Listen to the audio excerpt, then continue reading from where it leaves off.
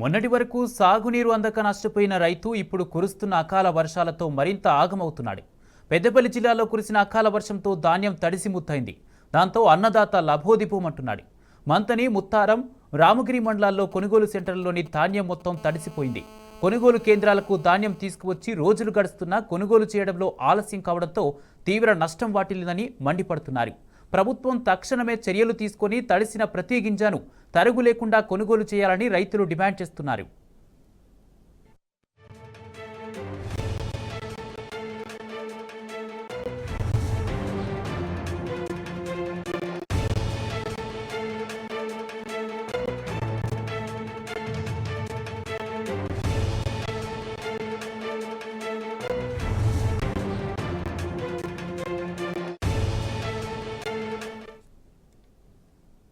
మొన్నటి వరకు సాగునీరు అందక నష్టపోయిన రైతు ఇప్పుడు కురుస్తున్న అకాల వర్షాలతో మరింత ఆగమవుతున్నాడు. పెద్దపల్లి జిల్లాలో కురిసిన అకాల వర్షంతో ధాన్యం తడిసి ముద్దైంది.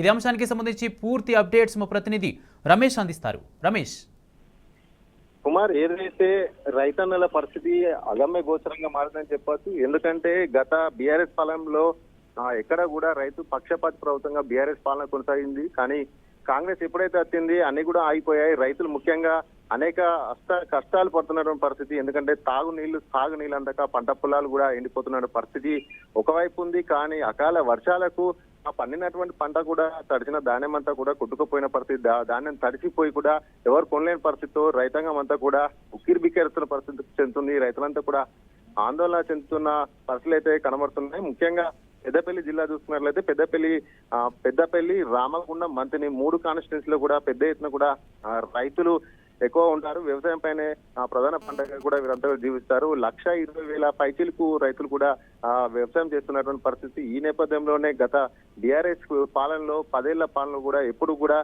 ఎక్కడ కూడా ఒక్క ఎకరా కూడా ఎండిపోలేనటువంటి పరిస్థితి. కానీ తాజాగా ఎప్పుడైతే కాంగ్రెస్ అధికారంలోకి వచ్చిందో సాగునీళ్ళు అందక కూడా పూర్తి స్థాయిలో పెద్దపల్లి ఉన్నటువంటి 3 నియోజకవర్గాల వ్యాప్తంగా కూడా వేలాది ఎకరాలు కూడా ఎండిపోయిన పరిస్థితి.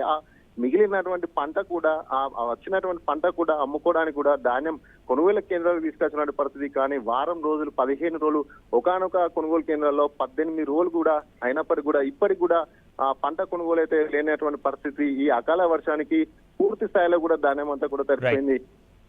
అయితే ఈ నేపథ్యంలోనే మొత్తంగా కొంత ఎండిపోయిన పరిస్థితి, మరికొంత ఈ అకాల వర్షానికి పూర్తి స్థాయిలో కూడా ధాన్యం అంతా తడిచిపోయింది. ఇప్పుడు మాకు దిక్కేవరంటూ కూడా ప్రభుత్వం ఆదుకోవాలి. గత పాలనలో మేము సంతోషంగా ఉన్నాం, కానీ కాంగ్రెస్ హయాంలో ఇలా జరుగుతుంది. అకాల వర్షాలు వైపు, అలాగే నీళ్లు ఇవ్వక ఎండిపోయినటువంటి పంట, ఈ విధంగా రైతులంతా కూడా పూర్తి స్థాయిలో పెద్దపల్లిలో నష్టపోయినటువంటి పరిస్థితులు కనబడుతున్నాయి. Kumar, right, thank you Ramesh.